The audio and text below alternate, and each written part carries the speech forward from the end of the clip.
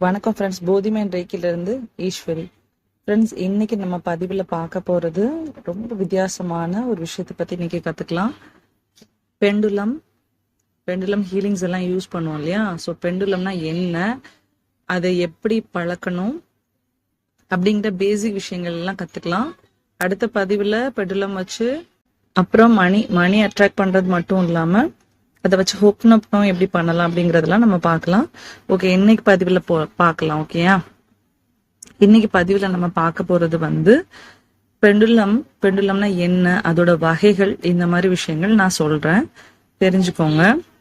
இப்போ ஒரு பெண்டுலம்னு இருக்குது அப்படின்னா அது எப்படிலாம் இருக்குதுன்னா, இப்போ என்கிட்ட நான் இந்த 4 வகையான பெண்டுலம்ஸ் நான் வச்சிருக்கேன். ஓகேயா? இப்போ இதுல முதல்ல இருக்குது இல்லையா குட்டியா, அது ப்ரெடிக்ஷனுக்கு நம்ம யூஸ் பண்ணுவோம். ரெண்டாவது இருக்கிறது கிரீன் லைட் எமிட் பண்ற பெண்டுலம்.